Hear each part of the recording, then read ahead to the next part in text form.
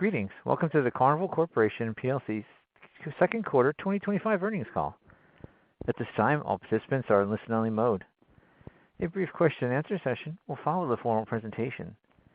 If anyone should require operator assistance during the conference, please press star zero from your telephone keypad. As a reminder, this conference is being recorded. It is now my pleasure to introduce your host, Beth Roberts, Senior Vice President, Investor Relations. Thank you, Beth. You may now begin. Thank you. Good morning and welcome to our second quarter 2025 earnings conference call. I'm joined today by our CEO, Josh Weinstein, our CFO, David Bernstein, and our Chair, Mickey Arison. Before we begin, please note that some of our remarks on this call will be forward-looking. Therefore, I will refer you to the forward-looking statement in today's press release. All references to ticket prices, yields, and cruise costs without fuel will be in constant currency unless otherwise stated. References to yields will be on a net basis. References to cruise costs without fuel, EBITDA, net income, ROIC, and related statistics for all will be on an adjusted basis unless otherwise stated. All these references are non-GAAP financial measures defined in our earnings press release. A reconciliation to the most directly comparable U.S. GAAP financial measures and other associated disclosures are also contained in our earnings press release and in our investor presentation. Please visit our corporate website where our earnings press release and investor presentation can be found. With that, I'd like to turn the call over to Josh. Thanks, Beth. Before we begin, I'd like to take a moment to address the conflict in the Middle East. The escalation of the past 2 weeks, culminating over the last few days, has been swift.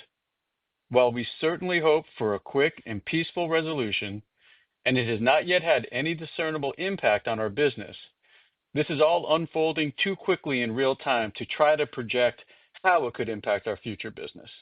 Like many others, we will actively monitor the situation over the coming days and weeks to evaluate its potential effects on our business and provide updates as needed. In the interim, our thoughts and prayers are for the safety of all innocent civilians and for the brave men and women of the U.S. Armed Forces who work tirelessly to protect the United States of America. Turning to our business, another quarter on the books and another set of phenomenal results. This marks 8 quarters in a row we've achieved record revenues on record yields.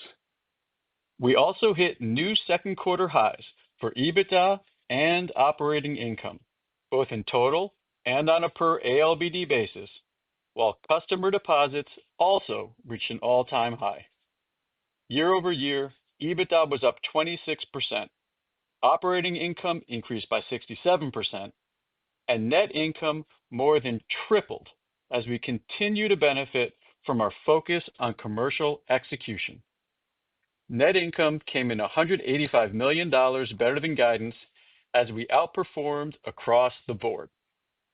Yields grew by almost 6.5%, beating our guidance by 200 basis points. Both ticket and onboard equally outperformed on very strong close-in demand, reaffirming the strength of our consumer. Unit costs also came in 200 basis points better than expected on timing between the quarters. This was yet another quarter with EBITDA margins up significantly year over year. Investors often ask me, can margins get above 2019 levels? Well, as I've always answered, I never thought of 2019 as a ceiling, and we've now proven that out.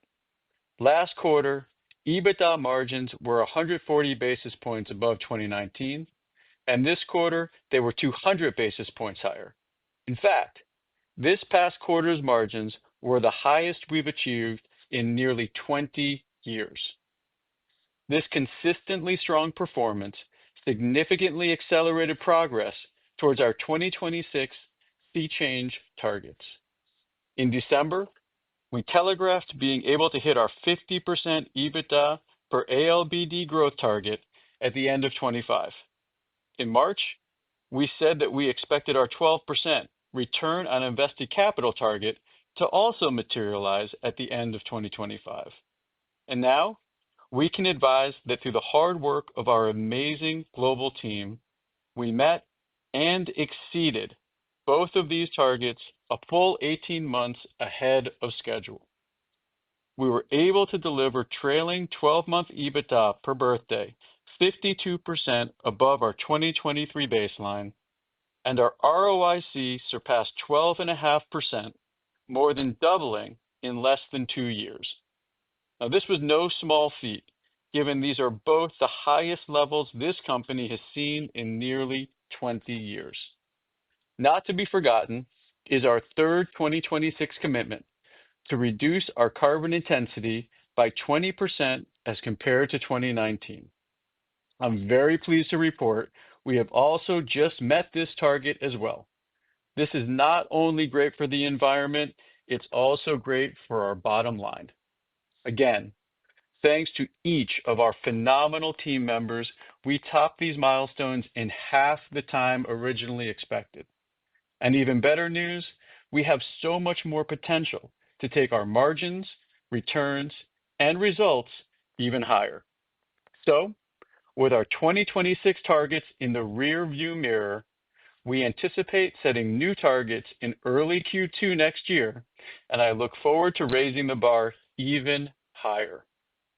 In the short term, this outperformance has also enabled us to take up our full year guidance again. This includes raising our yield guidance to 5% based on our strong second quarter results, while affirming yield expectations for the remainder of the year.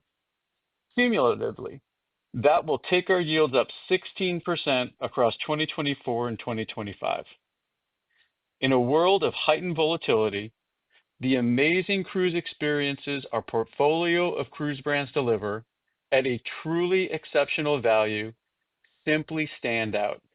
It's enabled us to deliver 2 consecutive quarters that were significantly better than expected and maintain strong 4% yield growth in the back half of the year, consistent with our original guidance in December, which I would remind you was given well before much of 2025's macroeconomic and geopolitical turbulence had surfaced. Now, would the second half of the year have been even stronger but for all of this noise? Absolutely. No excuses, though. We need to deal in the realities of the world we live in. And while it's proving to be a fairly unpredictable place of late, we are well positioned and clearly will do our best to meet or exceed guidance, taking another significant step forward for the company. We also continue to set ourselves up well for 2026. Our book position is in line with last year's record levels and at historically high prices. Our elongated advanced booking window and limited capacity growth give us flexibility to patiently take price, and our sharpened yield management tools are helping us optimize our performance in the current environment. Our strong results, book position, and outlook are a testament to the success of our ongoing strategy to deliver same-ship, high-margin revenue growth. We remain focused on achieving yield improvement by driving demand that outpaces our supply, and we have a lot more in store to keep our strong momentum going. We are counting down the days to the opening of Celebration Key, which is now less than a month away. With the largest lagoons in the Caribbean at over 275,000 surface square feet, multiple times that of any other private cruise destination in existence or in construction, over 1.5 miles of white sand beach, and the world's largest swim-up bar and largest sandcastle, we are gearing up to deliver even more fantastic experiences for Carnival guests than ever before. We are on schedule to welcome our first ship, Carnival Vista, on July 19th, and intentionally ramp up from there into the fourth quarter so that we can make sure the guest experience is as extraordinary as possible from the start. It's gratifying to see that already Celebration Key is consistently ranked among the most searched cruise destinations on Google, and it hasn't even opened yet. We fully expect the buzz around it to only build, once our 5 portals built for fun begin welcoming guests to our expertly curated ultimate beach day. Once complete, we'll be augmenting our marketing materials with live footage and imagery from this amazing destination. And of course, word of mouth from over 2 million guests annually will amplify our share of voice. We're also on track for the mid-2026 opening of a significant expansion at Relax Away, Half Moon Cay, our pristine Caribbean oasis. This spectacular tropical paradise, already ranked among the best private islands in the Caribbean, invites our guests to enjoy an idyllic beach day full of white sand, turquoise waters, refreshing ocean breezes, delicious food, tropical drinks, and opportunities galore to do exactly as its new name invites you to do: relax. We've shaped many itineraries that combine these perfectly paired destinations in order to provide our guests with both the ultimate and the idyllic beach days, all on one vacation. During the quarter, we also announced another meaningful expansion and enhancement to our beautiful destination, Mahogany Bay in Roatan, Honduras. Already rated one of the highest destinations in the Caribbean, upgrades will include a large pool with a swim-up bar, a beautiful new private beach club, and doubling the beach line to almost half a mile. This destination will be renamed Isla Tropical and, along with Celebration Key and Relax Away Half Moon Cay, as the pinnacle of our 7 Caribbean gems, marketed as the Paradise Collection. As beaches are the #1 destination for vacationing Americans, it is no accident that this is central to our destination strategy. Our 7 Caribbean gems collectively provide miles upon miles of some of the most beautiful beaches in the world. By making targeted incremental investments and stepping up our marketing efforts across this portfolio, we believe we have a significant opportunity to further monetize these strategic assets by using them to drive consumer consideration and conversion, taking share from land-based alternatives. At the same time, we continue to make investments in our existing fleet that will generate new demand and enhance pricing. Aida Diva recently re-entered service, the first ship to undergo the Aida Evolution upgrade. Since her revamp and reintroduction, Aida Diva has been knocking it out of the park, with a huge take-up for its many added bar and specialty dining venues, and rave reviews for its ship-wide enhancements. This success is a great sign for the remaining 6 vessels in the Aida fleet that will undergo this upgrade over the next few years. We also recently ordered 2 new builds for Aida for delivery in fiscal 2030 and 2032, as we reinforce our strategy to rebalance the company towards our higher returning brands. These next-generation ships, coupled with the Aida Evolution program modernizing much of the existing fleet, will drive even more demand for our Aida brand, which is already synonymous with cruising in Germany. Additionally, Carnival Cruise Line recently announced exciting new features for its 4th and 5th incredibly successful XL class ships for delivery in 2027 and 2028. Carnival Festival and Carnival Tropical will feature Sensation Point, a new outdoor zone on the top 3 decks, purposely designed to be the most family-friendly water park at sea, with 6 exhilarating slides, including 2 family raft slides, and, for the first time, the fun will continue into the evening, with extended park hours for guests to enjoy a vibrantly illuminated nighttime waterworks, including a DJ and a slew of other special evening activities. These ships will be ideally suited for families, with 70% more interconnecting rooms than prior XL class ships. And just around the corner, we'll be welcoming our next new build, Star Princess, sister ship to the hugely successful Sun Princess, awarded Condé Nast Traveler's 2024 Mega Ship of the Year. That means we'll be doubling down on Sun Princess's innovative platform and tremendously successful guest operations spanning across F&B, entertainment, and its elevated ship within a ship Suites Sanctuary collection. With our moderate new build pipeline, including just 3 ships on order over the next 4 years, we have ample room to continue to pay down additional debt and return to investment-grade leverage metrics while providing ourselves with a headroom to return value to shareholders. And yet another opportunity that will help propel us forward is the exciting news Carnival Cruise Line announced just last week. In June of next year, Carnival will be launching a brand new and improved loyalty program. This will be an industry first, tying loyalty benefits and status to total spending on Carnival and spending on everyday purchases with Carnival's co-branded credit card, rather than being based on the lifelong accumulation of days sailed. David will speak to the financial impact, so I'll just add that we see this as an important tool for improving customer engagement and increasing customer lifetime value and a long-term strategic differentiator for us. I would like to thank our team members, ship and shore, once again, for the enthusiasm and commitment they exhibit, which enabled us to deliver happiness to almost 3.5 million guests this past quarter by providing them with extraordinary cruise vacations while honoring the integrity of every ocean we sail, place we visit, and life we touch.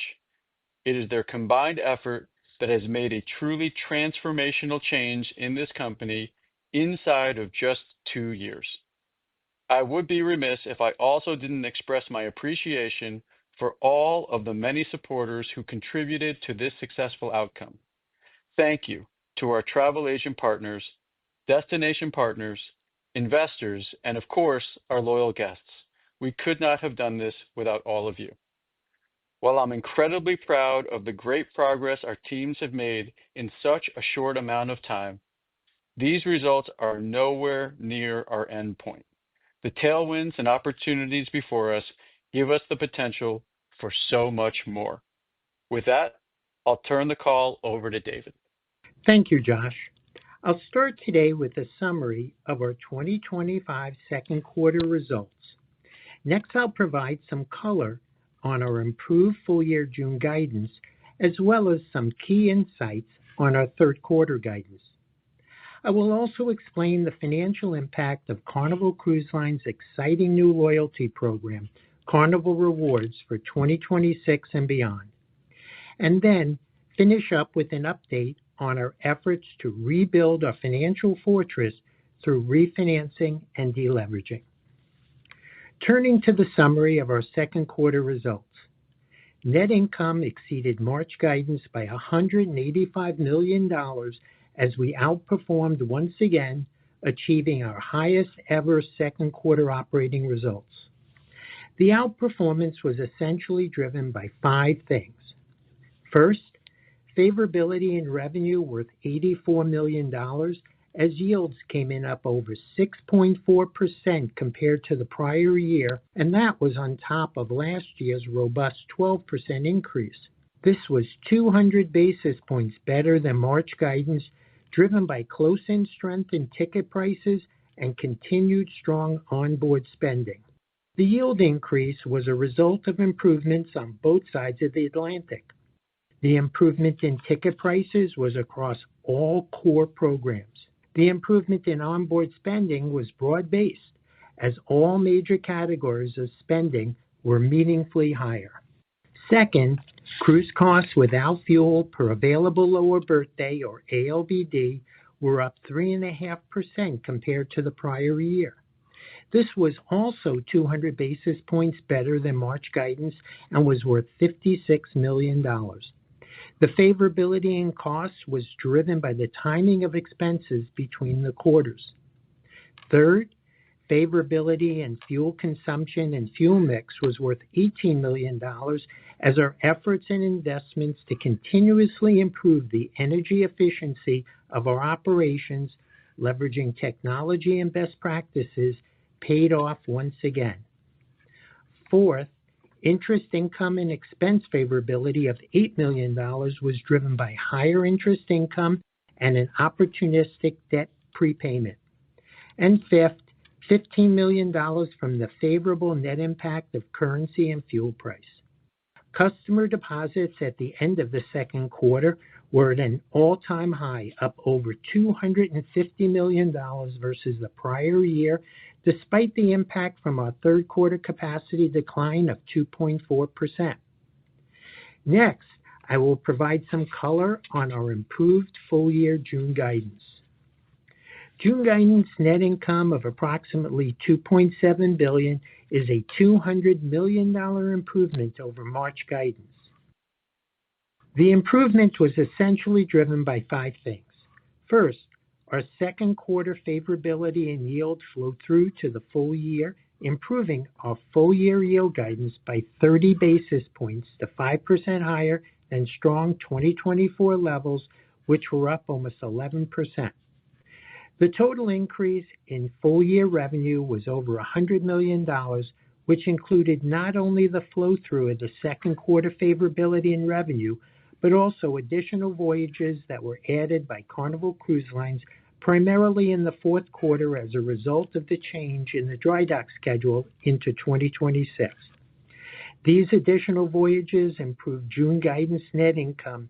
However, given the seasonality of our business and the late opening of the voyages added to the fourth quarter, these voyages tempered the full-year positive yield impact by approximately 0.1 of a point, which is included in the full-year yield guidance of 5%.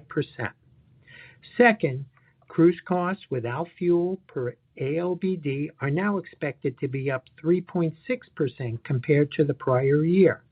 This is 0.2 of a point better than March guidance. The improvement in this cost metric was driven by the increase in ALBDs as a result of the added voyages. Even though we already have the industry-leading cost structure, our teams will always keep looking for ways to further optimize our costs while continuing to improve the onboard experience for our guests.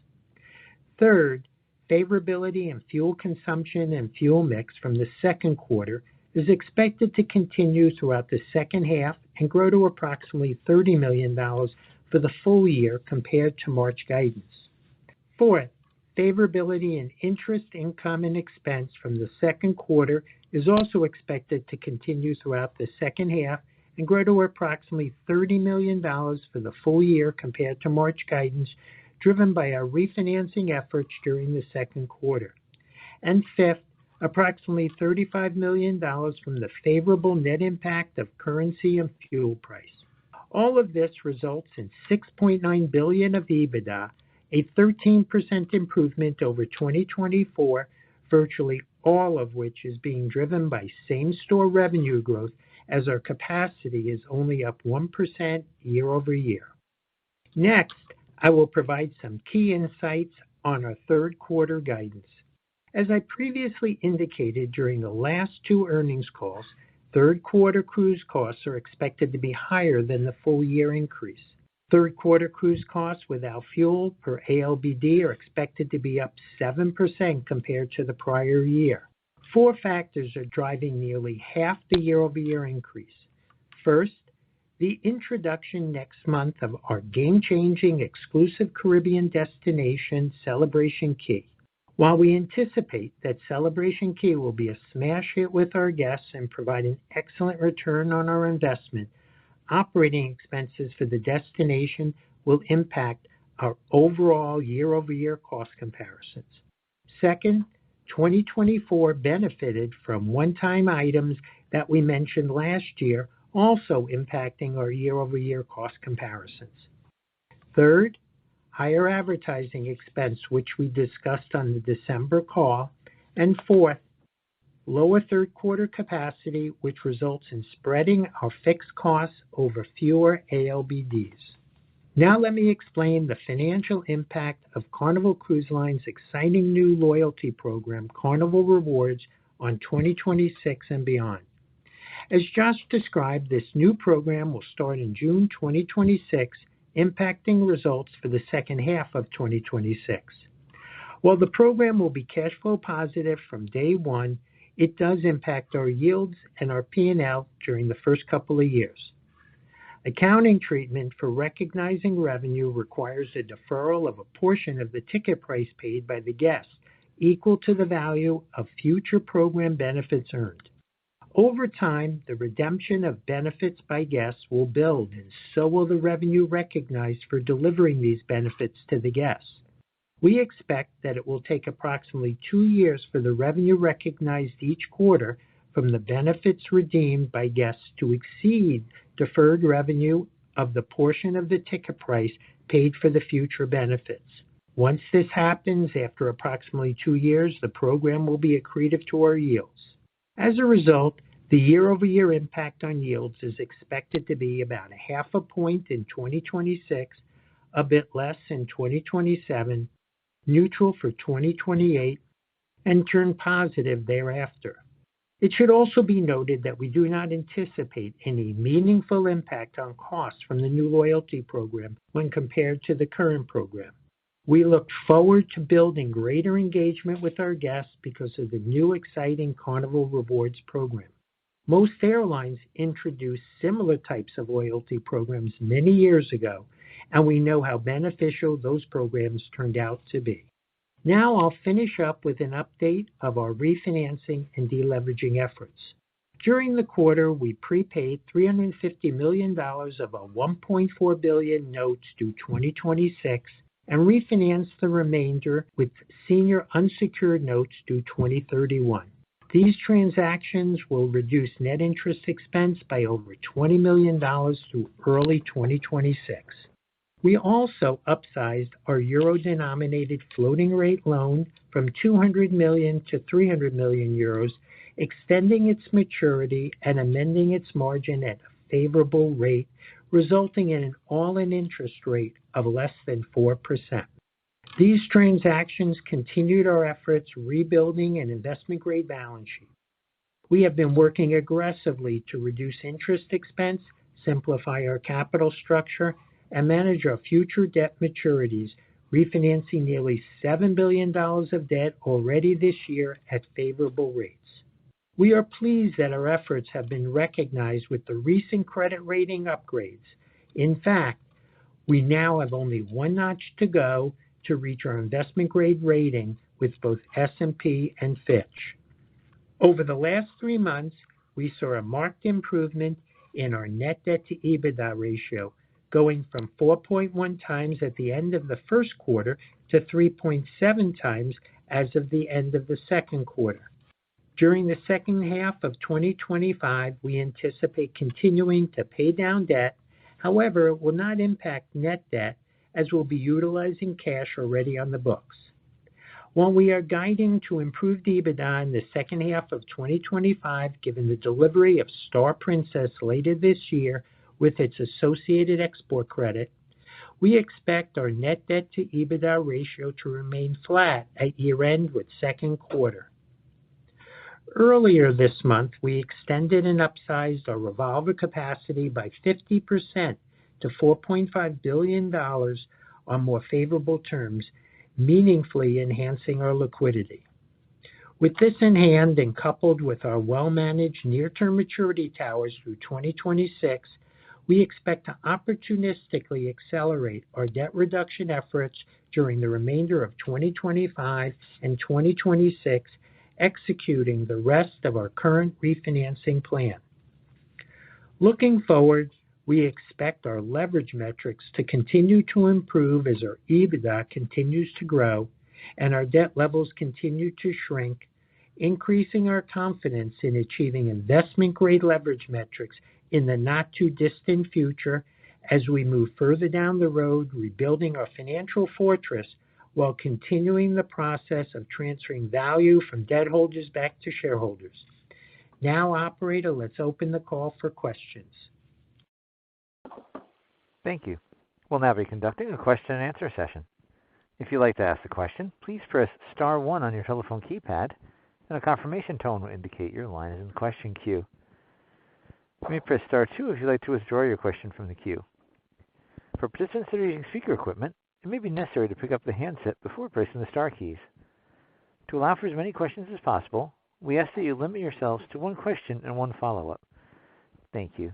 One moment, please, before we poll for questions.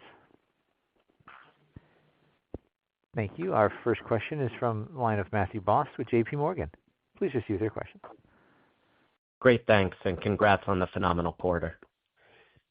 Thanks, Matt. So Josh, maybe could you speak to improvements in product and experience so far that you think is translating to today's above-plan pricing and onboard spend, and maybe how best to think about the incremental opportunity that may be tied to the laundry list of additional drivers you cited? You talked about continued fleet improvements. You talked about the launch of private islands exiting this year and also loyalty. So maybe just the incremental opportunity or maybe where we stand in terms of innings relative to what you've already done.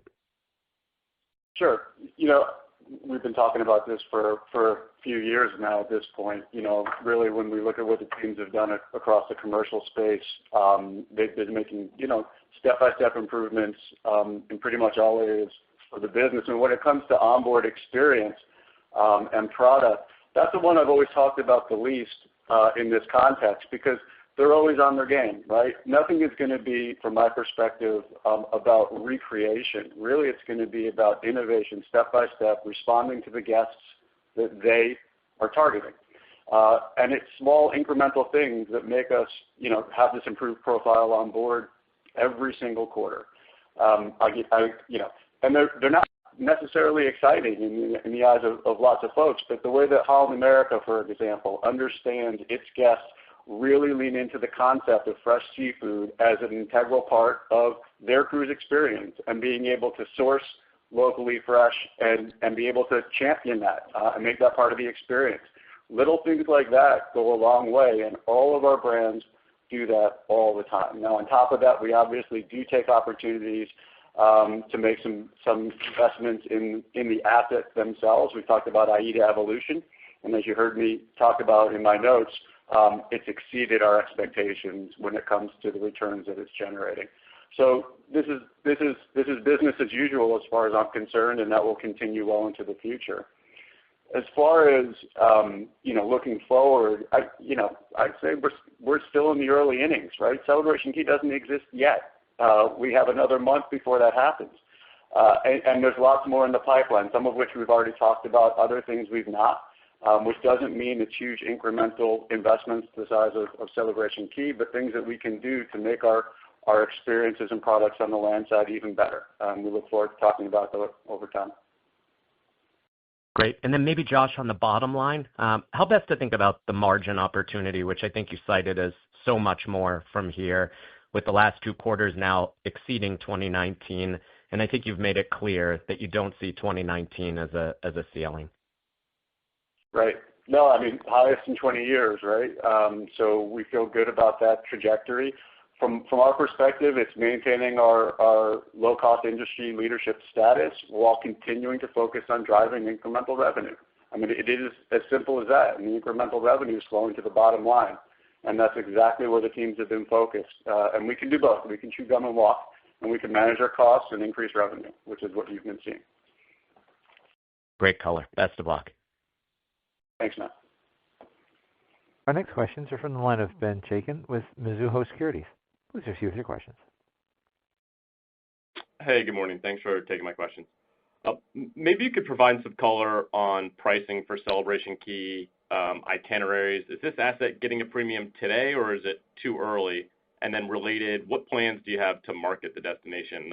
Do you anticipate putting marketing dollars behind the project, or will this stay more word of mouth for the time being? And then one follow-up. Thanks.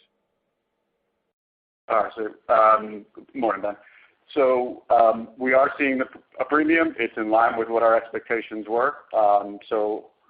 Everything's proceeding exactly as we had anticipated it to be. With respect to marketing dollars, we have been putting marketing dollars and shifting marketing dollars to really lean into Celebration Key, and I think that's why it's one of the most sought after destinations, even though it doesn't take people yet, and we need one more month before that happens. So there's more to come on that, and there's more that we'll be doing in shifting the marketing spend so that we can leverage the same type of enthusiasm for the other things that we've got in the works, like the expansion for Relax Away, which is going to be another wind at our backs, so to speak, as we get into 2026 and beyond. Got it. I guess the essence of the marketing question was just that I would imagine it's difficult to market it too much prior to there being bodies there, but totally appreciate kind of where you're coming from. And then on the loyalty program announcement, is this potentially a gateway to more of a book direct push, or is it more about people just keeping customers in the network? Curious how you think about the benefits. Obviously, David walked us through some of the yield impacts over the next couple of years. Thanks. Sure. No, definitely not a push to go more direct. Bookings with our travel agents will get the same benefit for the guest and for the trade that they always would. So we think that this is a great avenue for increased business and loyalty and engagement, not only directly with us, but through our valuable trade partners as well. Got it. Thank you. Thanks. Next questions are from the line of Steve Wieczynski with Stifel. Please proceed with your questions. Yeah, hey guys, good morning, and congrats, Josh, on the second quarter and outlook here. So Josh, since we heard from you guys back in March, obviously there's a lot that's been going on out in the world, but maybe wondering if you can kind of walk us through kind of how those last 3 months look from a booking perspective. Just I think what we're trying to figure out here, were there stronger months versus softer months, or have bookings been pretty much status quo across geographies and sourcing, and maybe also wondering how bookings have looked more recently, with all the noise out in the marketplace around Iran, Israel, and all that stuff you noted in your prepared remarks. Sure. Morning, Steve. So yeah, no, we definitely saw more volatility in the month of April. As probably should not be expected. So that took a dip versus where we were in the trajectory in March, but May nicely better than April, and the first couple of weeks of June nicely better than May. So we'll keep responding as appropriate to a very tricky environment. Okay, gotcha. And then Josh, as we think about the back half of the year, I mean, I think in your presentation it said you're 93% booked for 2025. And if we think about, you guys have actually, you've exceeded your first and second quarter guidance, and, that was pretty much driven by stronger close-in pricing and onboard trends. So, Josh, I guess I'm guessing as we think about the last 2 quarters, should we be thinking that, there probably won't be as much potential upside to your revised guidance, given, not as much close-in pricing is left, and then the real driver of yield outperformance for the last 6 months is, essentially just the onboard spend. Is that kind of the right way to think about the next 2 quarters? Well, I mean, I'll think I'll answer maybe at a little bit of a higher level, which is I think it's fair to say, the upside that we thought we'd have in December for the back half of the year is not at the same place, and hopefully people would expect that because the world over the last 6 months has taken some turns that nobody expected. And as we talked about before, in the grand scheme of things, a lot of times what happens is there's just a reflection for a lot of consumers about what does this mean for me, internalizing it, figuring it out, and then moving forward with their plans. And that's all well and good, and that's part of the process when these types of things occur. The issue is, there's just been a lot in the first half, a lot of those points in time. And I think the team's been doing an amazing job of delivering not only the actuals that you see in the first couple of quarters, but just continuing to figure out how to navigate the yield curve and how we manage our revenue in this environment. So definitely not saying there's not upside. We're always going to strive to meet and exceed guidance, but yeah, no, definitely not the same view of the upside as we had in December. Okay, thanks, Josh. Appreciate it. Sure. The next questions are from the line of Robin Farley with UBS. Please proceed with your question. Great. Yeah, sort of similarly thinking about the second half of the year, can you characterize a little bit how demand for Europe is in Q3? And then just thinking about totally understand your comments about, what's going on in the world impacting bookings. And also it seems like you maybe have less left to sell anyway for the second half. But in terms of, onboard revenues, that's a little bit closer in. It seems like that came in well despite, kind of volatility and geopolitical events that people were still spending when they got on board. So does it seem reasonable that the onboard piece, that there's maybe some upside potential in the second half from that? And perfectly understand you may not want to bake it into your guidance today, but it sounds like the onboard spend did kind of continue through the period of volatility. If that, just trying to characterize that. Thanks. Good morning, Robin. How are you? So we clearly said one question and then a follow-up, but since it's you, so Europe Q3 is looking great. So nothing but good things to talk about there. With respect to onboard, I'd say, we outperformed, as David, I think, said in his notes, or maybe I did, I can't even remember, David. We outperformed on both the passenger revenue and the onboard. And the onboard was really quite strong throughout the month of, throughout the quarter. And so far what we've seen in the first couple of weeks of June is that's continued. The yield guidance that we gave is based on, what we want to be able to achieve on both the ticket and the onboard side. So it's in there. As I said, we always want to outperform, but that's the guidance that we've given. Okay, great, thank you. And I guess that already had my follow-up. So maybe just one thought, David. Thank you, Robin. But just if I could just mention with the rewards program next year. Okay, all right, go ahead. No, not a question, just a suggestion that when David, just talking about the impact of the rewards program next year, that maybe next year in the first year of the program, it might be helpful for all of us if you kind of break out what the yield would have been if under the old accounting, just so we can see whether it's, if it's 50 basis points, if it's more, if it's less, just that might be helpful in the first year. So just that thought, no follow-up question. Thanks. Yeah, happy to do that when the time comes in the back half of 26. Thank you. The next questions are from the line of Brandt Montour with Barclays. Please proceed with your questions. Good morning, everybody. Congrats on the quarter. The first question is on the consumer, Josh. The lower income consumer, we're seeing some struggle in that segment across other travel verticals. But we've seen that for the last 2 years, and you guys have done really well throughout that. I want to get your thoughts on geopolitical events aside, if that consumer feels different today, right now, this year, first half, whatever you want to kind of talk about, versus last year or the year before.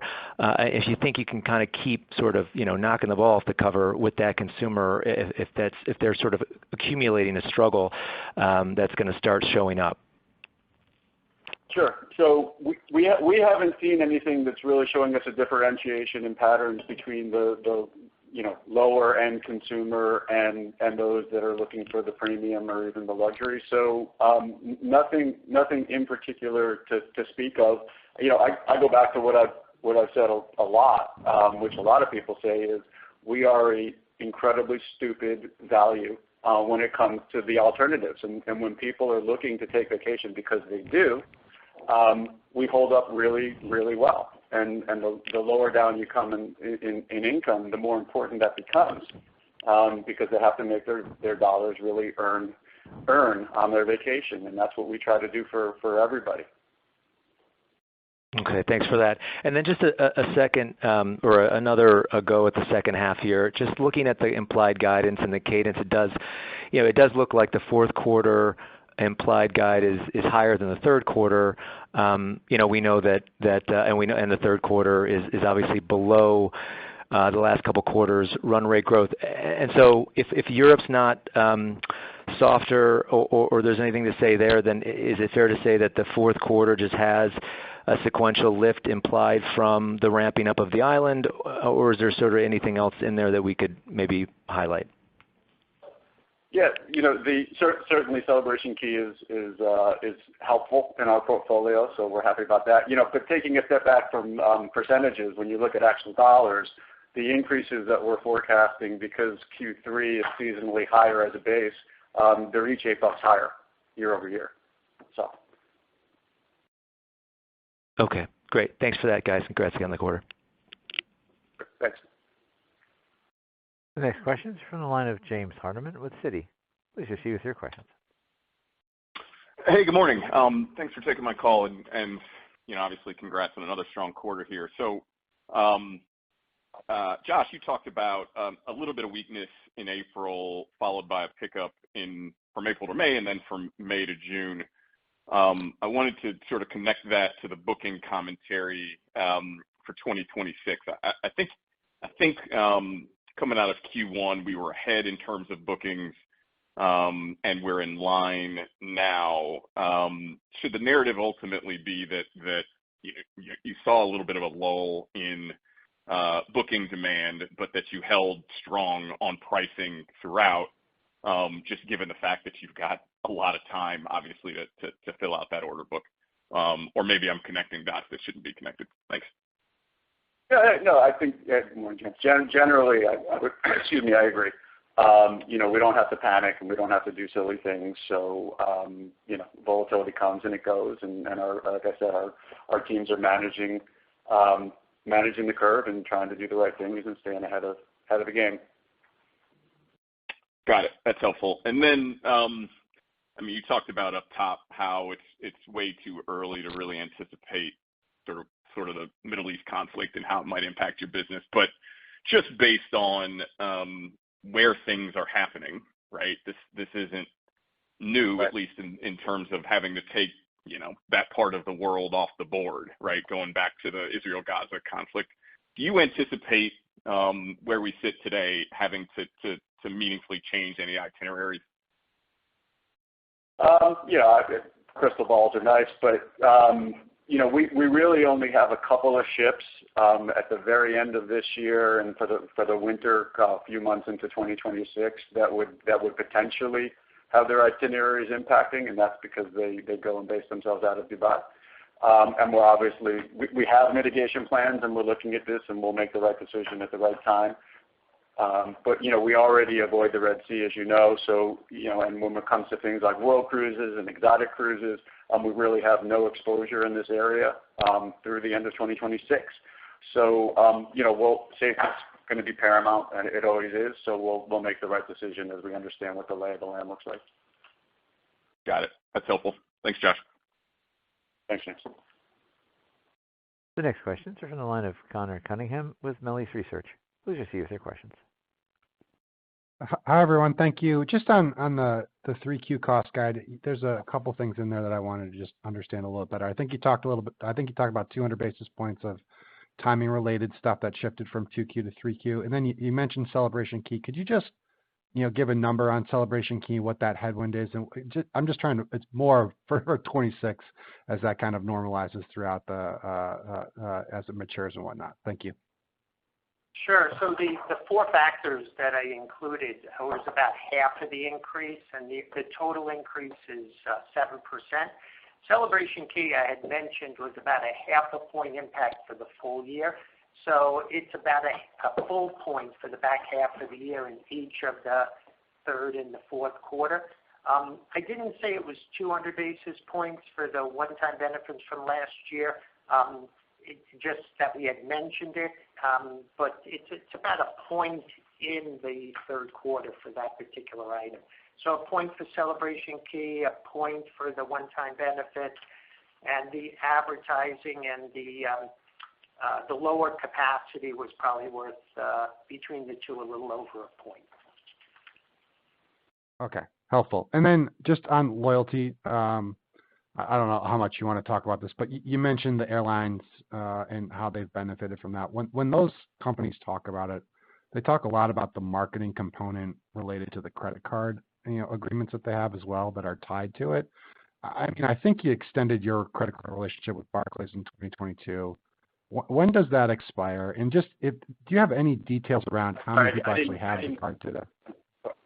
I'm sorry. You said you broke up. I'm sorry.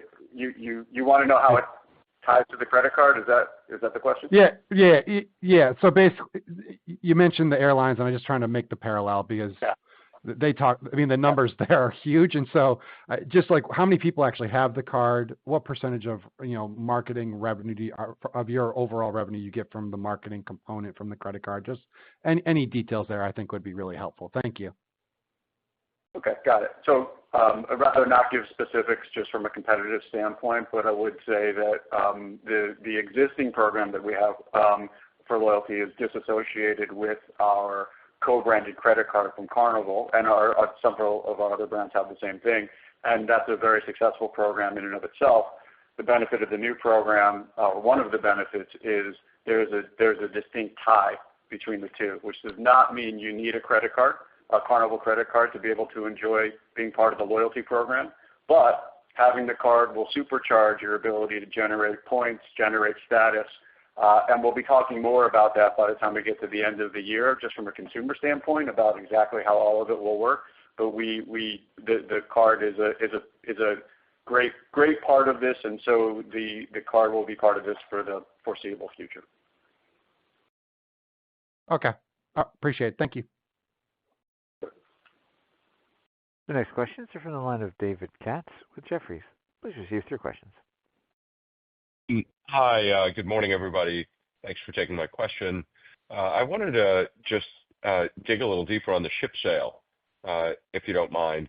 I think you've given us the gain, but not sort of what the amount or any color around a multiple on what that would be. And, any thoughts around sort of that strategically? And, do you look at these as sort of a recycling exercise, that could potentially grow over time? So we had sold the Costa Fortuna, and we announced that in the second quarter, and then the first quarter was the ship that was sold. We talked about both, previously. In the case of the Costa Fortuna, we have sold many ships over time, and this is really just in the normal course of revitalization of our fleet as we move forward over time. As ships do get older, we will sell them to other parties. We do not feel that those parties come back to compete against us because they are generally in different marketplaces with different brands. Understood. And these are opportunistic. It was opportunistic. People came to us looking for ships and gave us prices that we thought is the best long-term interest of the company. And so we made the decision. It doesn't impact Costa's capacity when it comes to its main markets of Europe, because it's going to be taking the one ship that it had that was doing a lot of charter business in Asia and Korea and Taiwan and Japan. And we're going to be moving that back to Europe, which is slightly bigger. So it's actually going to be increasing its capacity in Europe, which is a great sign for Costa as well. Understood. Sorry for cutting in, but I wanted to see if we might be able to get some color on the multiples or valuations, or any perspective at all on what those ships sold for. Thanks. Well, it was nicely over book value, and we'll just leave it at that. Okie doke. Thanks. Nice quarter. Thanks, Dave. Our next question is from the line of Sharon Zackfia with William Blair. Please proceed with your questions. Hi, good morning. Thanks for taking the question. I wanted to ask more about the loyalty program. So I understand the deferral of revenue, but I'm also curious, it seems as if this would also kind of goose onboard spending quite a bit if passengers are getting rewarded for total spend. So how do we think about kind of a partial offset there in terms of onboard spend potentially accelerating? And will passengers actually have kind of real-time tracking of their spending on board towards points? And how are you going to use data to kind of facilitate all of that on board? Yeah, so that's a great question. So as far as will it cannibalize onboard spending, no. The answer is no. We do not believe that. Oh no, I thought maybe it would boost onboard spending. Yeah. So we think the engagement and the ability to earn points through spend is a great thing. So it's kind of like Celebration Key. This doesn't start for a year. So we'll talk a lot more once the program is in place, and we can talk about, what it is that we're seeing. But the whole goal of this, look, at the end of the day, Carnival Cruise Line is an incredibly successful brand that's got a great base of loyal guests, and so much so that it's just hard. It's hard to be able to provide operationally all the things that we'd like to provide because there's just too many folks with the loyalty tiers on our ships. And that's a good problem to have, but it is a problem. We want to make sure that we're delivering great experiences for our loyal guests. So this is a way to be able to address that, stay engaged with our guests, and hopefully they'll see the benefits as the program gets rolled out and really lean into it. Can I ask a follow-up, Josh? I think about a year ago, you talked about 35% of onboard being pre-booked. Can you give us an update on where that stands today? Yeah, it's more or less the same. It's a little bit higher, but it's more or less there. We don't, and I've said this before, we don't have a particular target in mind. What we're looking to do is provide our guests with lots of different ways and alternatives to be able to spend on their vacation with us. And we're doing that through bundles, we're doing that through packages, we're doing that through targeted offers, and of course, spending on board in real time while you're there. So as long as we keep seeing progress, it's obviously all flowing into the onboard spending numbers that we talk about and report on, which are consistently going up quarter over quarter, and we expect that to continue. Okay, great. Thank you. The next questions are from the line of Jian Xu with BNP Paribas. Please proceed with your questions. Hi, thanks for the question. I wanted to ask a little bit more about Relax Away and Isla Tropical. I think Half Moon had about 900,000 visitors, and Mahogany Bay about 500,000 previously. Can you talk about maybe the opportunity you see for those islands and how big they could get with the expansion? Sure. Well, with respect to Relax Away, the output can be significantly higher than the 900,000. Can certainly double and more, because in today's world, there's one ship that tenders, and that's pretty much the extent of the operations, and we're going to be able to berth two ships and still have the ability to tender in the existing location. And because we're building up the infrastructure on the island, we feel good that we can still accommodate all those folks and have them enjoy an amazing experience, as you heard me talk about in my notes at the beginning of this call. With respect to Isla Tropical, we're going to be able to enhance the experience. There, we're not talking about doing anything on the marine side to be able to accommodate more ships, but we can accommodate two ships at a time. So we feel real good that we'll have the ability to maximize that destination as well over time. I don't have a number for you on Isla Tropical, but I'm sure we'll be able to talk more about that as we get those developments where we want them to be. Great. Thanks so much, and good luck. Thank you. We have time for one more, operator. Thank you. That will be coming from the line of Chris Stathopoulos with Susquehanna. Please proceed with your questions.